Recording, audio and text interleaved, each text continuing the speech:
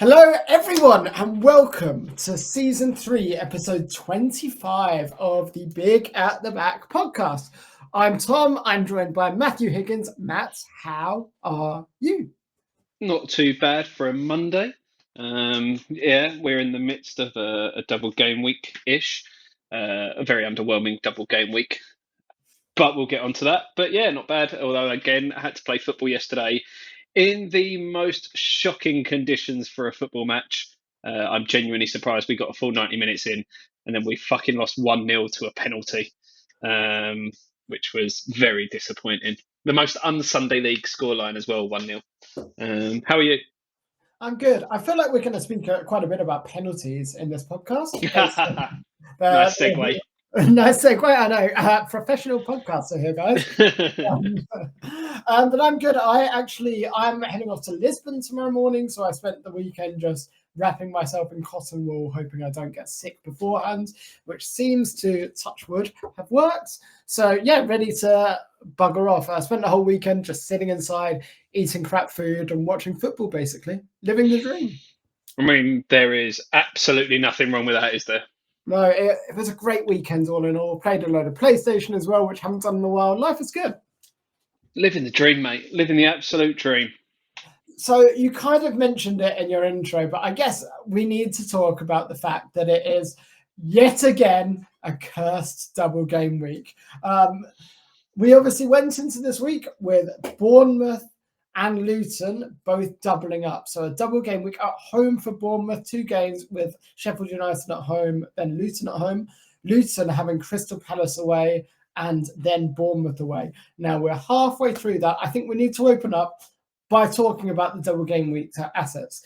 So I've got 3 Bournemouth, but I don't have any Luton apart from Bell, who was my third sub anyway.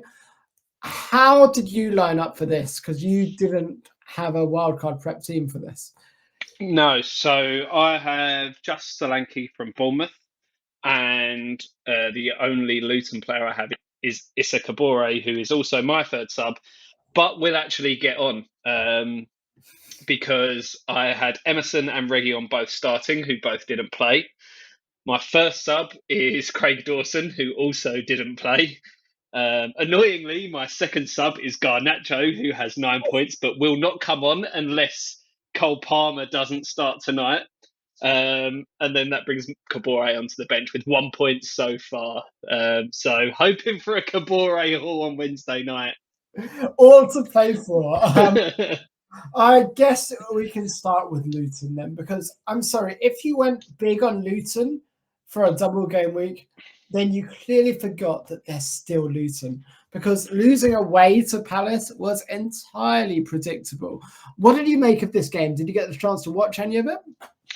Only the highlights, really. It's telling, I think, obviously, with the new manager coming in at Palace, he's got quite a good record. Obviously, won the Europa League with Frankfurt a couple of seasons ago. So he's coming in with some pedigree behind it, but people have got to wait and see how he's going to line up, what team he's going to play and stuff like that. Mateta with a fantastic goal, though, the little flick. That was beautiful. But yeah, I mean, again, Luton showing that resilience that they were sort of lacking a little bit at the start of the season. Another late goal after their late almost comeback against Villa the week before Luca Dean came and ruined their lives. But I do find it funny how Corley Woodrow got the 3 bonus points in this game. How? How indeed. You know what? I actually watched some of this game. I was more impressed with Palace, to be honest. I know they conceded the goal late on, but I think they looked quite good defensively. Their shape was much better. I could be tempted to go in there if they've got some nice doubles coming up. I know you've got a soft spot for Mateta, but it's a shame he's a striker this season. If he was on this form last season, we'd be looking to bring him in. But this season, it's a no-go, right? Yeah, and the problem we've always had with the 2 Palace strikers is they're rotated so much. So him and Edouard, it's very rare that one of them gets 90 minutes. Unless they're chasing a game, then they might go 2 up top and play them both later on in the later stages. But you never know who's guaranteed to start. You think one of them's finding good form, and then all of a sudden they're out of the team for some reason, whether it's injury or just a change of tactics. But we'll see. I guess with a new manager coming in, that could change, and they could have an out-and-out first choice striker. We'll see. A lot of people brought in Carlton Morris for this week, and a lot of people actually captained him for the double game week, which was always a very, very risky move. On paper, not a terrible idea, but it hasn't worked out in the first game, it's fair to say. No, like you say, it's not the worst idea in the world. He's someone that's on penalties. He's their captain as well, so he's got to be playing pretty much every minute. He did have a good volley saved fairly late on in the game, which on another day, a foot either side of the goalkeeper, and that's potentially a goal, going in with a decent return into the second game. But, I mean, you'd have expected them maybe this is the game that they might be able to get something out of. But when you consider Bournemouth's defending and conceding 2 against Sheffield United, there's absolutely nothing to say that he won't get something against them. And you mentioned Morris is on penalties. Someone else that's on penalties is the most captain player this game week, Dom Solanke. Both of our captains, because we can now move on to the Wednesday opponents for Luton, which is Bournemouth. I didn't see this coming. Conceding 2 to Sheffield United, the way they played as well, Bournemouth were really, really good going forward, just lacked a bit of execution. And Solanke's penalty, where he's absolutely skied it, just completely summed that up for me. Neto making a load of saves as well. So actually, I've got treble Bournemouth. I've got Neto, is it Zabarini? Zabarni? Is it Zabarini? I wouldn't even pretend to know how to pronounce it. We'll call him Zabarini for the purposes of this podcast. I've got the double Bournemouth defence, conceding 2 to Sheffield United, not really ideal. Hopefully they can at least keep something against Luton. But Solanke with that penalty miss, shocking us all. And then to really rub salt into the wounds, scoring a late goal only to have it ruled out for handball from the guy that assisted him, Tavernier, I think it was. What a shit show. Yeah, it's just, I mean, we said it at the time when we were chatting, it's just fucking peak FPL, isn't it? I mean, these things come along. It's not quite the Emmanuel Denny captaincy when he got sent off in his first game, but it could still happen. I was going to say it's not yet Emmanuel Denny. Like, he still has time. Solanke's on 0 points right now. He can get negatives.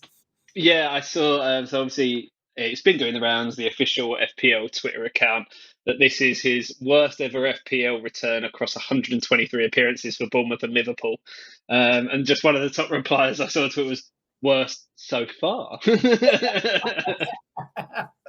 Oh, it's just peak FPL, isn't it? So, look, a lot of us, including myself, went in on Bournemouth for this double game week. They've got Luton next week on Wednesday, sorry. So I still think that Bournemouth, if Bournemouth win that game 3-0 with a Solanke brace, then we're laughing our way all the way to the bank. But otherwise, it's been a bit of a shit show double game week overall. And the curse of the double game weeks rolls on. When will we learn, Thomas? When will we learn? I mean, we always say it. I mean, I guess it could be worse. It could be we could have been one of those people that held the triple captaincy for this week and went Solanke. So, if I'd have had the triple captaincy, I was thinking about it. I wouldn't have played it this week, and my reasoning would have been, I want to triple captain a player from the best teams. I want to triple captain an Arsenal or a City or a Liverpool player. I would never triple captain anyone else. So unless they're at the top of the table, you don't use a triple captainship, because they're the only teams that are consistently doing well and consistently hauling, essentially. Yeah, I mean, if you look at it logically, I guess there's a reason that Bournemouth are where they are in the table, and that is because they won't consistently beat all of the teams below them by big margins and rack up lots of goals. So they're 13th in the league at the moment, on 32 points. I mean, better than probably a lot of people thought they would be at the start of this season. So, like, that's where they are, and that's why you don't use your triple captaincy chips on players that aren't from the best clubs. It just doesn't make any sense. Agreed. And actually, Chelsea have a relatively nice double, possibly coming in 34. I would have said Palmer if I'd have had that option. So either way, Nicholas Jackson, exactly. Hindsight, I'm big of a Reece hindsight. James. He might be back by then. No, there's no way you should ever even own Reece James in FPL. He's not a good footballer. He spent 3 weeks being a good footballer in his entire career. That's it. So yeah, that's a hard avoid. What 3 weeks it was though. Moving away from the cursed double game week players, we had Liverpool versus Manchester City this weekend. Now, the game was yesterday. Being a Liverpool fan, I have lots of opinions on this. So I think let's open up by talking from the unbiased mouth of Matthew Higgins. Talk to me about what your thoughts are of this game. Honestly, I just enjoyed it for the game that it was.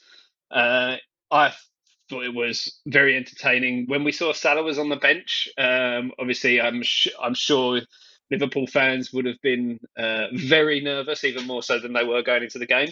But I did say to you beforehand that I felt like the whole narrative around Klopp, his last big game against Pep, the atmosphere that can get generated in that stadium, especially on the big days, could push Liverpool over the line. And I know like there were players coming back, so not necessarily Salah, obviously, but Szoboszlai coming back in makes a big difference in that centre midfield, which is probably where you need it most against a team like Man City. That's obviously a big return. And to come back from a goal down, a very well worked goal, and get a point, I think is an admirable result for that team in that situation. Now, obviously, the debate is going to be the Kung Fu Doku. I personally think it's a penalty. Yes, he gets the ball, but it's a very high foot, and that's dangerous in my opinion. Yeah. It is a clear and obvious penalty, but you know what? I'm going to shock you here. I'm not that angry about it. I think the ref before that had a really, really good game, and the VAR guys have bottled it at the end. I'm not going to go and spout some conspiracy stuff. It's just really, really unlucky for Liverpool. Now, also, don't get me wrong, Manchester City, can you name the last time they had a decision go against them in a big game? No, but that's because it's Manchester City. So I feel like that game itself, probably a draw was the right result, and before the game, I would have taken a draw. So it is what it is. We'll leave it aside. I also feel like we got quite lucky with Doku's shot coming off the inside of the post. So, and while Diaz probably should have had a hat-trick, he also was running with the ball brilliantly. So it's like, you've got to see the positives in it as well. And I still think this puts us in a really, really good position when going for the league. Once the City-Arsenal game happens, after that, we'll be in the final stretch. That's when it will really come down to it. And if you look at the fixtures, Liverpool have a really good shot of still winning. So I'm not that bothered by it. From an FPL standpoint, this now opens up the Liverpool assets for me. So they're next playing in game week 30. I'm going to be really, really looking at getting Darwin and Salah in for that run of games because I think they're both really, really strong options. Not necessarily defensively, though. If I was looking at defense, I'd go Robertson. So I think when he came on, he looked really good at delivering the ball in. And more importantly, I think I'd be moving off City assets, you know. Haaland was anonymous. You're probably holding him because he can punish you against the smaller teams. But I'm not completely married to the idea of having Haaland for the rest of the season. I'm not opposed to dropping him in favour of getting more Liverpool. KDB is a non-starter. You just can't own him. Foden was absent in this game, but you can probably give him benefit of the doubt. But from an FPL standpoint, it's made me really, really encouraged for when all these players are back to go in on Liverpool.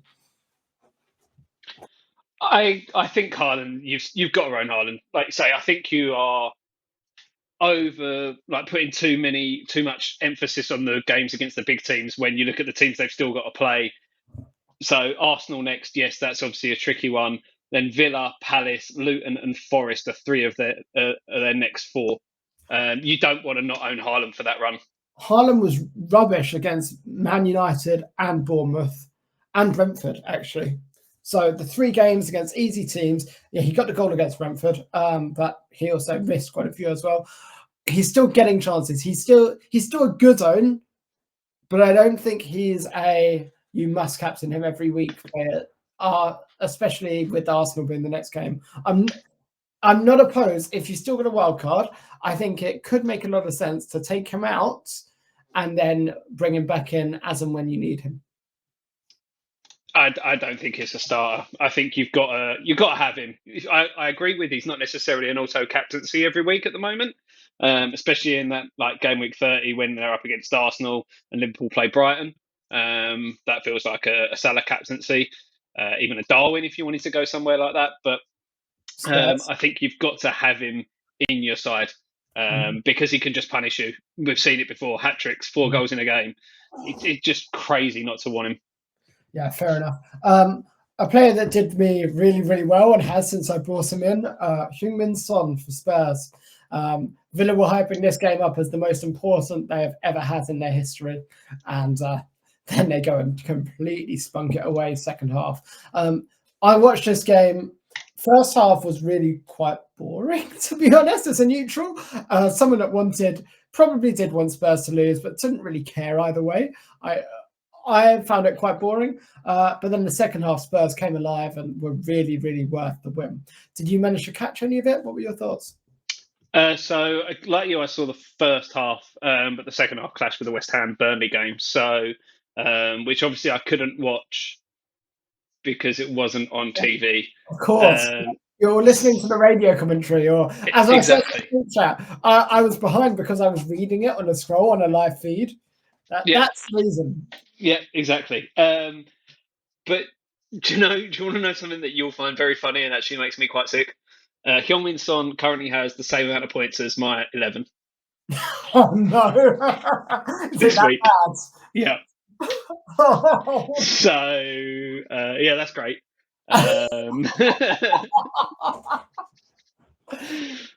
I almost didn't bring Son in on my wildcard as well, but knowing Salah was injured was what made me bring Son in. And in the last 2 game weeks, he's got 7 and 17 points. Blimey! Like for a guy I wasn't going to own. Both of these hauls came in the last 20 minutes of both games.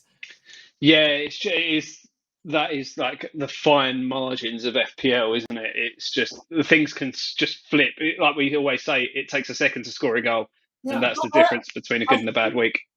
There's something to be said for looking at expected minutes for a player. So the reality is, if you're looking at say if you're looking at Mitoma as an FPL option, obviously you're not now, so maybe he's a bad example. But say you were looking at a Mitoma, or let's say a Chelsea winger that isn't Palmer, say a Nicholas Jackson. I know he's a striker, but whatever. Say you're looking at Nicholas Jackson, you're not going to get him in because there's a good chance he's going to be subbed at 65, 70 minutes every game. Whereas if you're looking at comparatively at Jared Bowen, he's never going to be subbed. He's going to be playing 90 minutes of every game. If you're looking at Heung-min Son, 90 minutes of every game. Richarlison likely to be subbed off. Madison likely to play 90 minutes of every game. That extra little bit, that in the last 20, 30 minutes of the game is when big FPL hauls are made. And that's why Brian Mbeumo earlier in the season was amazing, because he would play every minute of every game until his injury. And most of his returns came in the last 20. So I do think this expected minutes narrative is something we need to... I don't think we give it enough credit as FPL managers. No, I completely agree. And it sort of ties back to what I was saying about Mateta and Edouard earlier. If someone's likely to get subbed off, that's a third of the potential time that you've got in a game, maybe a quarter if you're pushing it. But that's all lost time where they can't be getting any returns. You can't score points on the bench. It's also when the opposition is most tired as well, most likely to make mistakes. So I know we are kind of stating the obvious here, and I get that. But what I'm saying is I think that we need to pay more attention to it than we already do. And that's been a big story of this season with the amount of added time as well on most of these games. I think that is a really relevant factor as we enter the final stretch of the season. And it's why I love Salah as an option, because he never gets subbed off, for example. Saka never gets subbed off for example. So apart from last week when they were 4-0 up against Sheffield United at half time and they well, took it off. he never normally gets a rest. No, I know, yeah. Yeah, totally relevant. But I think it's really, really valid as we move into the rest of the season. But yeah, I have Son. I know if you've got Maddison as well, that's a really great hold, especially in 30, they've got Luton as well. So I think that's really worth looking into. Honestly, no one else at Spurs, I think, is even worth your time, except for 29, which we'll get to in a bit when we organise our free hits. But yeah, for 29 for a free hit, you're going to have 3 Spurs. But after that, only be looking at Maddison and Son, I'd say. Yeah, I think they're the obvious choices, aren't they? I mean, I did make the joke to you about your free hit with Van de Ven, but after he limped off with what seemed to be a recurrence of a hamstring injury, that joke is dead, much like his hamstring. You could have gone so much darker there. I could have done, yeah. I'm glad you didn't. Other games to talk about. Shall we talk about Estupinian getting a clean sheet and 6 points against Nottingham Forest in a 1-0 Brighton win? Can we not? Is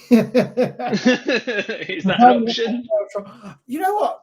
Pascal Gross has been a tremendous FPL asset for anyone that's owned him over the past 6 weeks or so.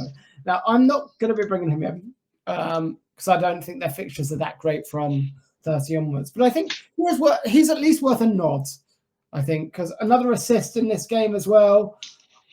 Yeah, just a really, really great FPL asset. And he's been ticking along. He's on his best return numbers for the season so far, or for the best return numbers ever in a Premier League season. And again, we've got like 8 more games to go or something like that.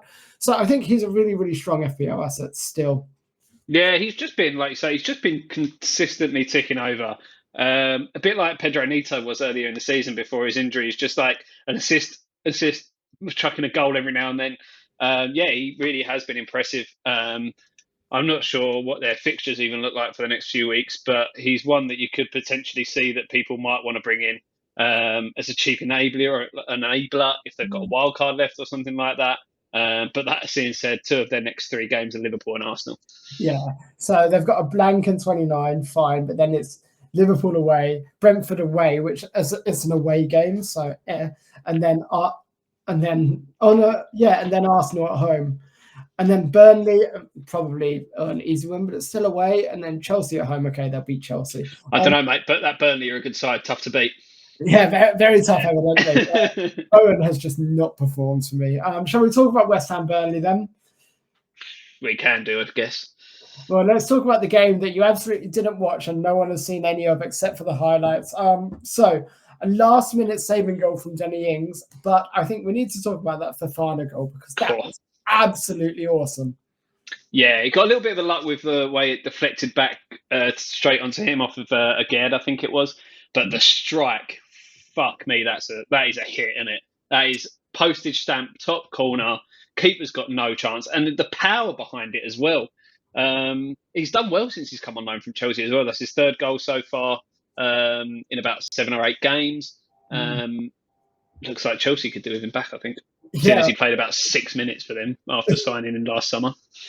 But yeah, like overall, I'm quite surprised at West Ham's first half capitulation here. What did you make of it? Oh, I never put anything past West Ham and their capitulation abilities. It was just came out flat. We didn't start Alvarez, which is, I mean, I can see the reason why. He's 1 yellow card away from a 2-game ban. We've also got the second leg against Freiburg on Thursday night, which is a must-win game. So I can understand the logic behind it. I think not having Emerson as well was a bit of a loss for us because he's been one of our most consistent performers this season. But that being said, and the second goal is an own goal, and it's one of those things like those things happen. A ball across the 6-yard box and you turn it into your own net. But the second half comeback, Paqueta getting a goal early on in the second half. We bookended the half with goals. There's a couple of a very tight offside for Ings' first disallowed goal. But he's come back to almost like prime Danny Ings. He's grown his hair back and maybe that's where his power lies. But he also then smashed the crossbar with almost a late winner, which would have been a very good finish. And I know, obviously, you're a big fan of Danny Ings from his successful Liverpool days.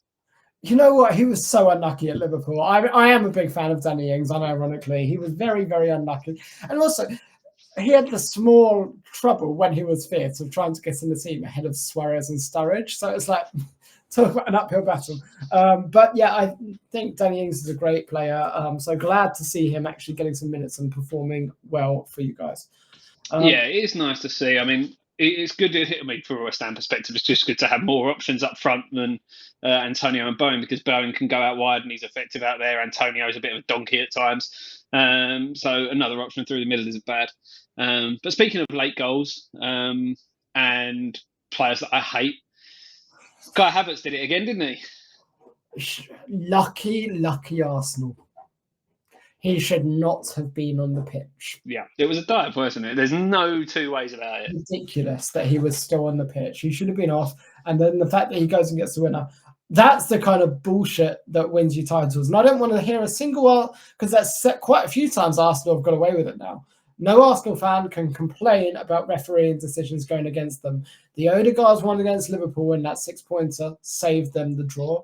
Then this one's got them the win. They've had a few more like that as well. Arsenal fans, alongside Spurs, City and Newcastle, are the most blessed by the rest this season. Yeah. It's just, it's frustrating. It's frustrating that VAR can't do anything about that. I feel like bookings for retrospective dives, especially when the ball goes straight out of play like it did, could be an easy win. But I understand that it could have a knock-on effect and slowing the game down a lot if you're trying to like re-referee every tackle and is it a dive. But I feel like there's a middle ground somewhere to be had that could be a bit of an easy win for the PGMOL. I agree. Bit of a rubbish FPL game, except for me, because I had Ben White. So I'm very, very happy sitting with Ben White's 11 points with 2 assists. But Havertz and Rice scoring. I mean, you did say that Rice was a good FPL asset several weeks ago, and since then he's been scoring for fun. Yeah, I mean, with Jorginho playing that deeper role, it's giving Rice a bit more freedom to get forward. We saw with the goal, it was one of those late runs into the box. And he's on like half of the set pieces, the corners from one side, and they've scored more goals from corners than any other team this season. Yeah, I've got to say, like, the best midfielders in the league this year are Declan Rice, Alexis McAllister, and Rodri. Those 3 are so far above everybody else. And without Rice, they lose or draw this game, but he's the one that has inspired them to get the win. Even though the ref has really helped them, they wouldn't have got that help without Rice. Yeah, I think, and I've said this for a couple of years now, I think Declan Rice is future England captain. Well, 100% for sure. Yeah, he was really, really strong in this game. I guess we can pivot to Man U, because you mentioned Garnacho earlier as your second sub. Feeling a bit frustrated? Oh, yeah, very much so. It was one of those where I was toying with trying to squeeze him into the team, but there's no one in there that he realistically gets in ahead of.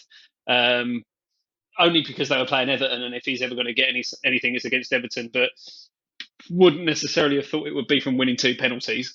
But Man U rode their luck a lot in this game, especially early on. They were giving the ball away left, right, and centre. And Everton, as has been the case with them this season, just can't finish their chances. For 5 of the last 6 games, Man U have conceded 20 shots. Man U, only Sheffield United have conceded more shots in the Premier League than Man United this season.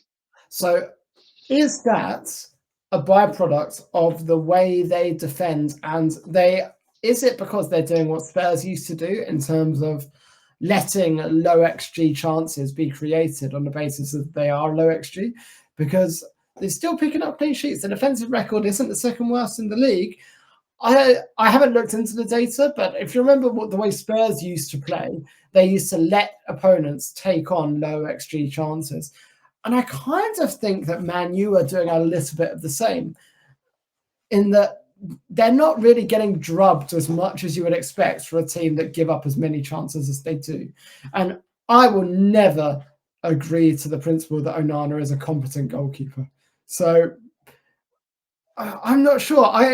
I feel like I feel like though they're letting lots of shots against them, they're still not conceding very much, and there's something in that. I'm not sure what. Well, I can tell you that their XG against for the season is 50.15, which puts them. Oh my god! Yeah, so the 10 teams against with the worst XG Liverpool. against are Fulham, Wolves, West Ham, Burnley, and Sheffield United.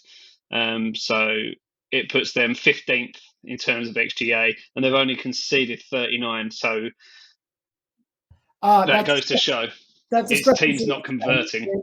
That discrepancy of 10 is the Liverpool game. Probably. I mean, that was just such a freak of nature football match that was. And just to put that into perspective, Luton's XG against is 66 and they've conceded 55. So theirs is also a discrepancy of 11. But everyone else is like roughly around where you'd expect. Liverpool's actually is 35 against, but they've only conceded 26.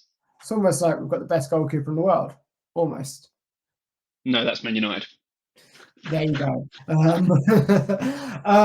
I don't really want to talk about the Wolves to Fulham 1. So let's move on because we actually are both on a personal free hit this week. But rather than go through our free hits, what we're going to do is spend a bit of time doing our joint team free hit. So we're going to structure a free hit live on stream and figure out where we're going to land with it. So as a reminder, while Matt pulls it up, the teams playing are Burnley at home to Brentford, Luton at home to Nottingham Forest, Fulham at home to Spurs, and West Ham at home to Aston Villa. So Matt's got it up on screen. Let's start with the players that got it up on screen. It's not that kind of stream, Thomas. Just for reference, what I've done here is I've just left in the players from our side that are actually with the fixture this week. We can get rid of them if you want. I just thought I'd leave them in for now. I actually want to keep all of them, so it's a good start. So the players you can see on the screen are Reguilon, Toney, and Maddison. I think the first thing I'm going to do before anything else is say, let's bring in Heung-min Son. Nah, he's rubbish, mate. So once Son has a place in the team, then I guess we can start with goalkeeper. Now, looking at the fixtures, so I think the team most likely to keep a clean sheet are Brentford. So I think Flecken is a really good shout as goalkeeper because they're playing Burnley, which is the weakest team there. Yeah, I completely agree. Just we can look at the fixtures here as well. We can see there. So I think it just makes sense. And then we don't know who goalkeeper spot. Yeah, we don't know who the Forest goalkeeper would be, or they may be a shout. I think maybe as reserve goalkeeper because we won't have three other players. I'd suggest Bernd Leno. On the off chance that Flecken doesn't play, Bernd Leno is probably just going to get a load of save points against Spurs. Yeah, I like it. Defenders. Now, I know a lot of people are going Pedro Porro for Spurs. I actually want to go differently, and I don't want a Spurs defender. So I think we should go for Brennan Johnson in midfield, and that can be our three from Spurs: Son, Maddison, and Johnson. What do you think? I'll put him in for now. Three midfielders from one side is interesting. We'll see if there's anyone else we really want. Do you want a Spurs defender, really? No, but you know who the other option is? Timo Werner didn't start. Otherwise, I would say let's have him. Yeah, that is true. I think Johnson's more likely to get the start. Werner could come off the bench, especially if Richarlison is close to coming back as well. So I'd be more comfortable going Johnson. We should get Watkins in, shouldn't we? That's super obvious, no-brainer. And then let's do it from the top, actually. It sounds more fun. So third striker. Currently, we've got Toney and Watkins up front. A few options. We could go for Fulham's Muniz. We could go for Chris Wood from Nottingham Forest. We could go for Carlton Morris from Luton. Even Danny Ings for West Ham could be quite fun. Unlikely to start. Fair enough. I think I quite like either Visser or Morris, just because I think they're the Spurs looked a lot better defensively against Villa. So, and we've already got so like, do I really want Muniz? He's had a good record at home recently, so I could be convinced either way here, to be honest with you. I think let's go Morris. We've got 3 Brentford already, so we can't get Visser. So in that case, let's go Morris. There we go. Easy. Colton Morris. I think a really good midfield option is Elanga. Oh, I agree, because I've got him in my team as well. Yeah, I think he's the best Nottingham Forest option. And then we've got to go Jared Bowen, right? As the last one. Yeah. We have got Watkins in up front, right? Yes, good. Now at the back, I'm gonna come out and say it. Luca Digne started. Oh, you're right. He did. We've got to have him. Luca Digne, let's go. It's painful. This hurts me. I know, but it's got to happen. Then looking at the other teams, who do we think are possibly going to keep a clean sheet? I wouldn't necessarily bet against Forest keeping a clean sheet. So I don't think Forest defender would be a terrible idea. What's your perspective? I mean, at this point, we've got 3 Spurs, we've got 3 Brighton. What am I talking about? 3 Spurs, 3 Brentford. Keep up. Yeah, that one. Close enough. So shall we go for Buffalo? Or Williams, yeah, actually. I was thinking Williams maybe. Yeah, he goes forward a bit more. Nico Williams could be quite fun against Luton. So I like that. I really like that, actually. Then we're looking at 2 defenders. Realistically, the teams we're looking at are Burnley, West Ham, Villa, and Luton. I guess Villa's the obvious one looking at that. So do we go cash?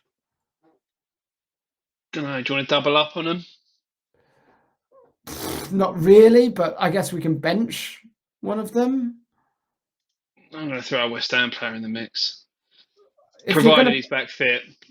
Yeah, I don't hate Emerson. In that case, by all accounts, it's just a slight, and he was just not risked to make sure he was fit for Thursday. But we can obviously come back to it. Is there a world where Burnley beat Brentford 1-0? You never know. Should we go for a Burnley defender? A bit of again, it's a free hit. Let's have a bit of fun. Who's the top one? O'Shea. I don't know Burnley players, so I'm just going by the top one. I'm thinking let's go full backs because they might get something. So maybe Taylor or Vitinho. Vitinho, because everyone else will have Taylor. There we go. There we go.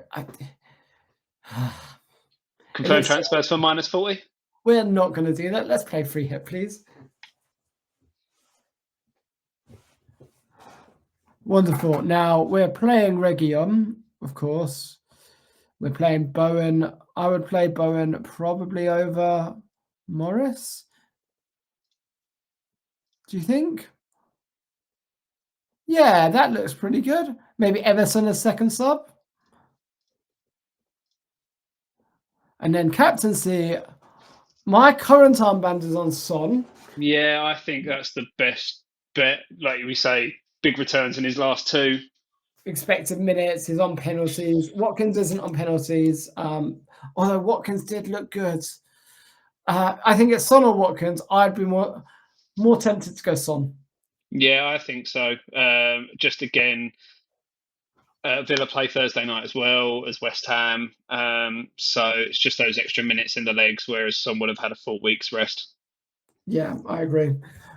Cool. That sounds like a pretty fun free hit. So do you want to recap it all for us? So, yes, we have a starting 11 of Flecken in goal, a back 3 of Dean, Region, and Nico Williams, a midfield 5 of Maddison, Johnson, Elanga, Son with the armband, and Jared Bowen, with Watkins and Tony up top. A Brexit front 2. Love to see it. Brilliant. Well, that's our free hit for the week. As a reminder... I like this. I'm going to keep you down there. Just so rude. Feels like I'm a bit part player. Here we go. We've got the back. Cool. So as a reminder, there are a lot of blanks, so it's the perfect time to play your free hits if you haven't already. But otherwise, we're looking forward to another really fun game week. Matt, you know what to do? And also just to say that there's also European fixtures in midweek as well. So keep an eye on those. Reassess your free hit on Friday and Saturday morning. But yeah, in the meantime, you can find us on Twitter at Big at the Back. Tom is the one tweeting all of the anti-Man U and pro-Liverpool stuff. I'm at Higgins92 and Tom is at Tom Madden92. It's not all anti-Man U. It's mainly anti-Eric Ten Hag because the guy's just a walking, talking comedy machine. But that's why everyone go and have a great free hit week. Enjoy blank game week 29 and good luck for the remaining games for game week 28. The double game week can be savaged yet. Bye-bye. Bye.